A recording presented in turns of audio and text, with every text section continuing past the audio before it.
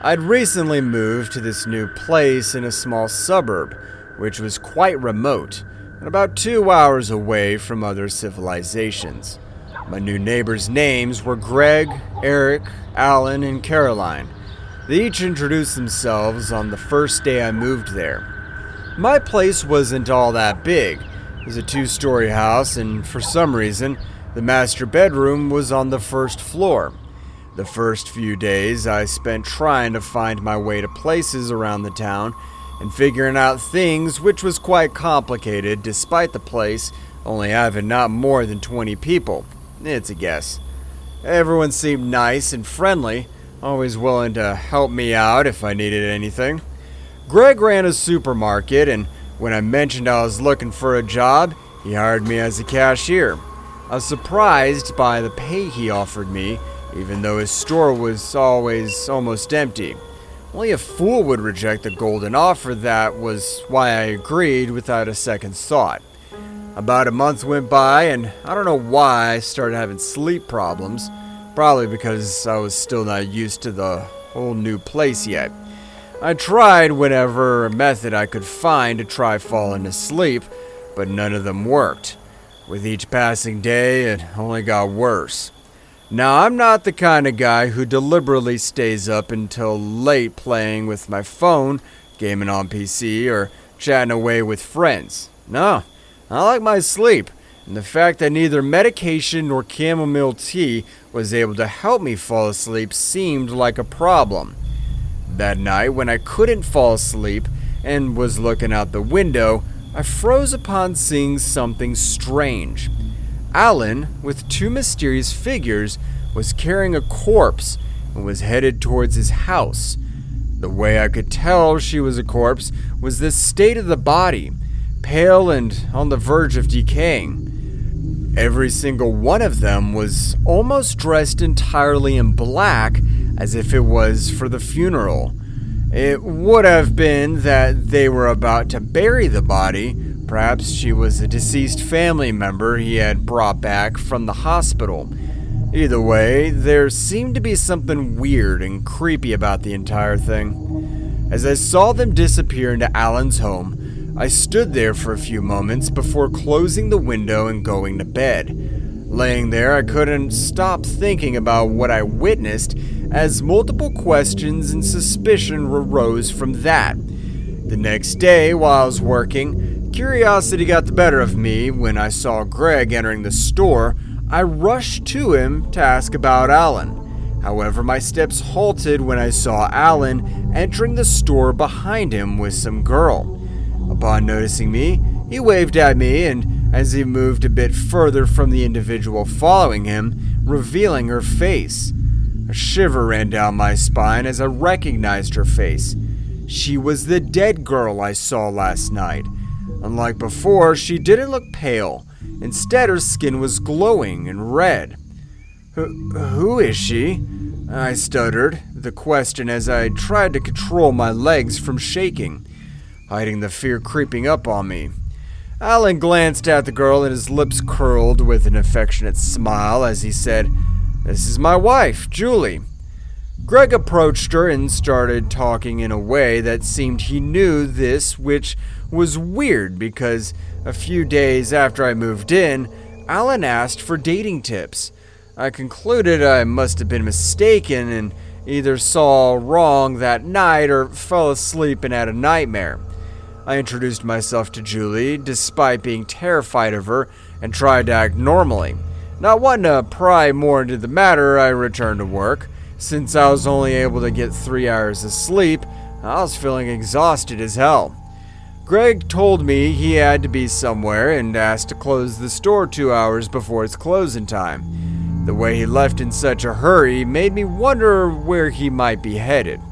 Anyway, once I closed the door, I returned to my house, which was within walking distance from the store.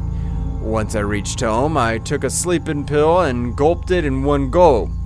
The pills were my last resort after everything. Because I was so tired due to lack of sleep, I couldn't go on like that. That night, I was awakened by uncontrollable thirst. I got up from bed and headed to the kitchen for some water. After drinking and returning to bed, I realized I couldn't fall back asleep. As I lay on the bed, staring at the ceiling, I was reminded of the events from the previous night, and I got up and randomly walked to the window. However, as I looked outside, my eyes grew wide in terror. Just like Alan, Greg, too, was in black attire, accompanied by two people carrying a dead body. Even after they disappeared inside his house, I couldn't stop my racing heart and the feeling of suffocating fear taking hold of my body. I was about to close the window when I noticed Caroline, who instead of a still body was carrying a skeleton. The skeleton was wearing a newly bought suit, which was even more spine-chilling. For the rest of the night, I twisted and turned in my bed. When the ray of sunlight entered my room through the glass window, I got up and rushed outside. As I stood outside staring at each house, one by one, of my neighbors, I couldn't help but feel panicked. That was when I saw Caroline's house door open, and a blonde man came out wearing the same outfit as the skeleton I saw. He grabbed the newspaper before he raised his head and met my eyes. Then he smiled and waved at me as if we knew each other. I grabbed my hair and pulled it in frustration and fear as I saw him leave. That was when I saw Greg heading out in sports attire with a gorgeous woman. Yes, you guessed right, she too was a corpse the night before. I felt my head spinning as I turned around and headed inside my house. There was something wrong with this town, and I didn't want to endanger myself by staying a minute longer. With the help of some connections, I managed to get a temporary place where I could move to before finding a permanent place. So I called a moving truck and we started loading my stuff in there. Before I could get in the truck and leave, Eric approached me. I ignored his warning and started the truck. However, as I was about to cross the border, I remembered another truck driving at full speed in my direction. I tried to let it pass, but instead, it crashed right into me. There's no memory of what happened next, for I blacked out instantly. But when I woke up, I was at my new home with none other than my beloved wife, Christina. Hey guys, thanks so much for all the support. If you haven't subscribed to the channel yet, please feel free to do so.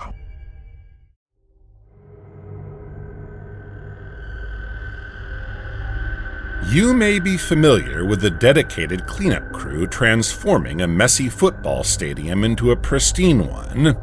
As a former member of those crews, I can attest to the rigorous process. For each NFL game, there were 3 teams in total.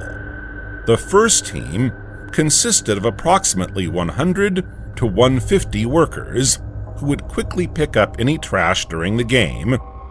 The remaining 2 teams, each with around 50 workers, were responsible for cleaning up after the game ended. One team cleaned the stadium, while the other focused on the parking lots. Overall, it was an organized and efficient operation that ensured the stadium was in top condition for the next game. The team I was in would mostly stay late, often until 1 a.m., to scrub the stadium and return the next day to spray down the seats and concourses and clean the suites and food service areas. Late one night, my colleagues and I were diligently tidying up the premises following a game, and the time was already past 1 a.m. As the workload was nearly complete, most of the staff had departed and intended to finalize the task upon their return the next day. However, I was determined not to have to sacrifice my rest 2 days in a row, and therefore, I made it a point to see the job through to completion that very night. "You stay if you want. My body needs sleep, so good night, my friend," Nick and Fred said in unison as they grew tired of my persistent drive to complete the work, even after everyone had departed. At times I find it difficult to comprehend my stubbornness. It was not like I would receive some extra pay if I finished the work, yet I persisted nonetheless. But since I had made up my mind, I continued working. As I diligently scrubbed the final row, an unexpected urge suddenly hit me, like a ton of bricks. I needed to use the restroom, and I needed to use it now. I paused my work and walked inside, trying to keep my composure. A faint sound caught my attention as I approached the restroom, emanating from the other end of the facility. I hesitated momentarily, wondering if someone else was still finishing their work just like me. But I decided to ignore the noise and proceeded to enter the men's room. As I was using the restroom, the light bulbs suddenly began flickering before wholly going out, making it impossible to see anything. The sudden darkness left me terrified and disoriented as I attempted to survey my surroundings. Once I had finished, I somehow managed to flush the toilet and pull up my pants before making my way out of the stall in the pitch blackness. I tried to look through my pockets to find my cell phone, only to realize I had left it behind. My heart sank, as I knew I would have to navigate the restroom sightlessly. I groped around in the darkness until I found the basin and began to wash my hands. Suddenly, I sensed a presence at the door, causing my heart to race. In the hopes that it was just my mind playing tricks on me, I completed my hand washing and quickly made my way toward the exit. As I approached the stadium, an eerie sensation enveloped me, as if a figure was standing at the end, making me halt my steps. Then, 2 glistening white lights appeared, replacing the eyes of the shadow in front of me, only to vanish as quickly as they appeared. It dawned on me that my decision to stay behind after everyone left was ill-fated. With adrenaline coursing through my veins, I sprinted towards the stadium exit, only to behold the exact dark figure standing in my path. I was petrified, as it disappeared again, since I had no idea where he could appear next. That was when I felt a chill on the back of my neck, and as I hesitantly turned around, I was met with the 2 shiny eyes only an inch distance. It was almost as if I had forgotten how to breathe. Suddenly, it felt like someone had grabbed my throat and started choking me without any visible hand around my neck or touch sensation there. My senses started to fade, along with my breathing getting shallower, and it wasn't long before I passed out due to the lack of oxygen. When consciousness returned to me, the gentle light of dawn filtered through the darkness, and my body was drenched in perspiration. With trepidation, I cautiously scanned my surroundings for any sign of the ghastly figure that had terrorized me the night before, but to my relief, I was utterly alone. I hastily got up and gathered my belongings, my phone and jacket, from where I had left them at the stadium the previous night, before running to my car. While driving back to my apartment, I attempted to contact my superior, but to no avail. Consequently, I sent a text message notifying them that I could not attend work today. The night's events continued to replay in my head, causing my heart to palpitate uncontrollably. Upon arriving at my apartment, I went to the bathroom, hoping to calm my nerves with a cold shower, but it proved ineffective. The feeling of an unseen presence constricting my neck and suffocating me persisted. I went to my bed and tried to sleep. It was challenging with everything that happened, but eventually I managed to drift off. Still, the moment I did, I found myself standing in the middle of the stadium with that terrifying dark figure in front of me. My body started to tremble, and I could feel cold sweat beads dripping down my forehead. I woke up screaming and found myself burning from a high fever. The nightmare continued for about a week, which was followed by me waking up covered in sweats, or my fever rising before I decided to see a therapist. The fear of re-encountering him burned in my brain, and I couldn't bring myself to return to work, so I quit. Even as I slowly recovered, I had to find work in a different place with a day shift. However, even to this day, the thought of that harrowing experience sends shivers down my spine.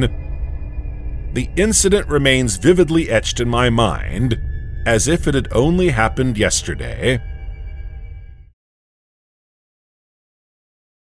It was the late 90s, and I was just out of the school, and I needed some extra money because I wanted to leave the place I was in. And the only way was to do that, get enough money and leave the town. I had saved enough to buy a car, and now I was waiting to get some more money to stably move to another state. And to do that, I had to do all kinds of jobs. And one of the jobs that I was definitely not interested in was babysitting. I have always had a no-go for babysitting.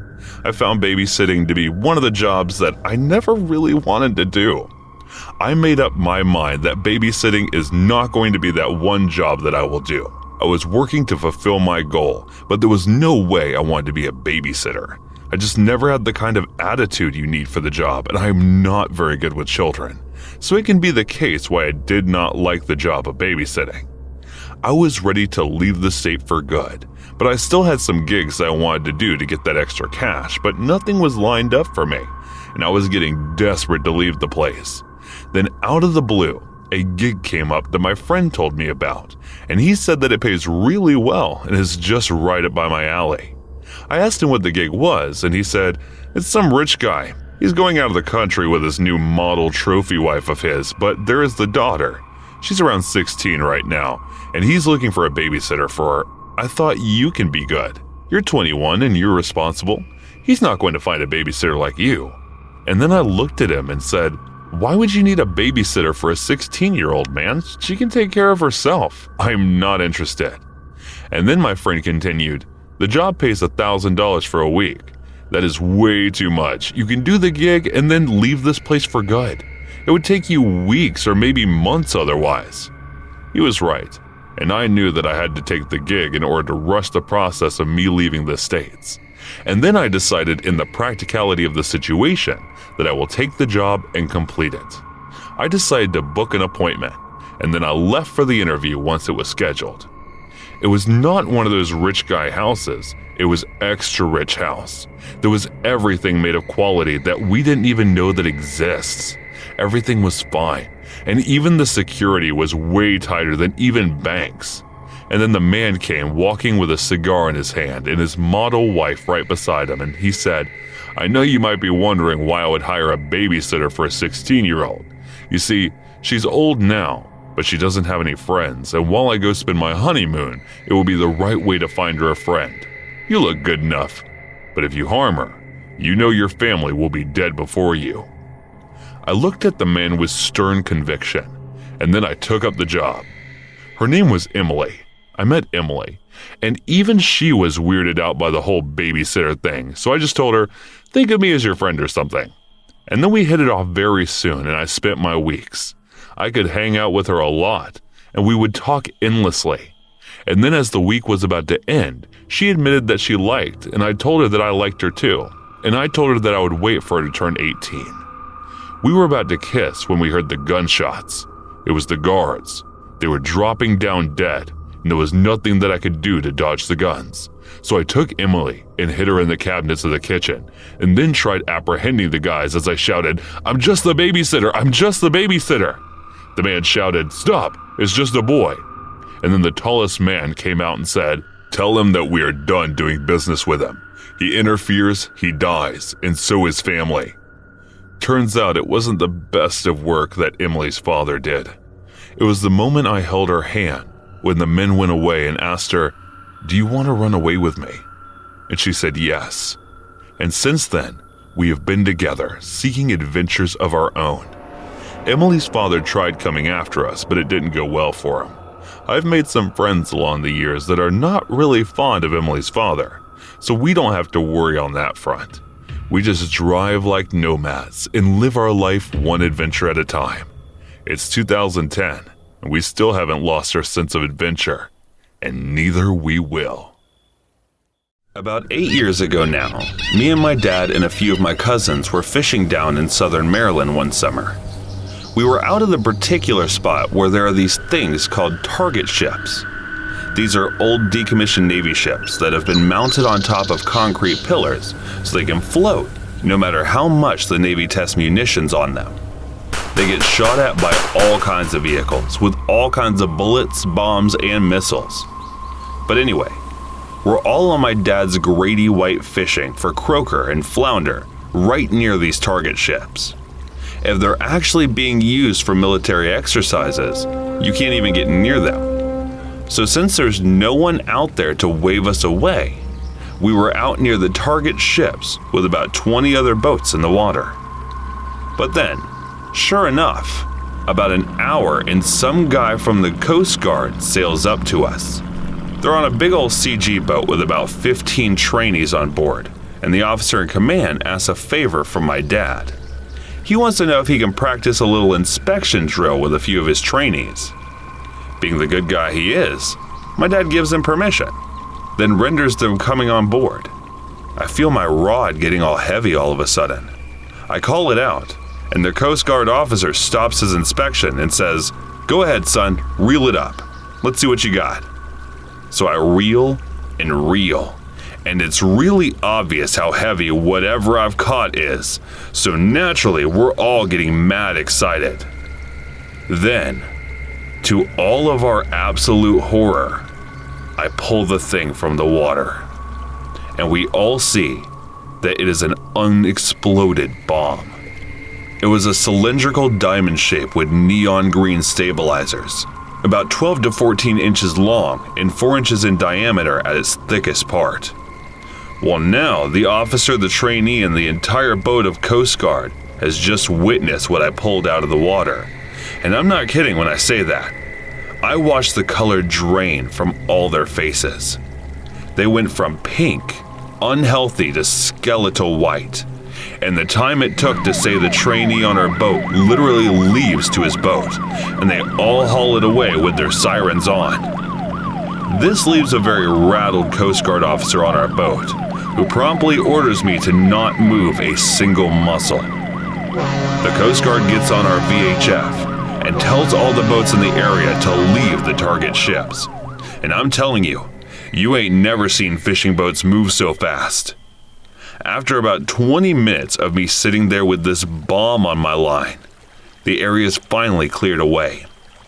The officer orders my father to put his boat and drive to achieve a good bit of speed, and then don't stop.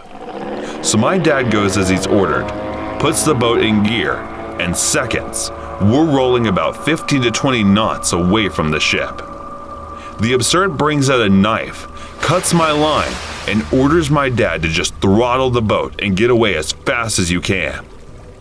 Needless to say, it did not detonate when it hit the bottom of the bay. We took the officer, who was pretty clearly shaken, back to his ship. I know it's hard to believe the story without proof, but in the situation, we didn't have time to get a picture of it. We tried, but the Coast Guard officer was adamant about us getting out of there as quickly as possible. But take my word for it, it's easily the scariest thing I've ever had happen to me during a fishing trip.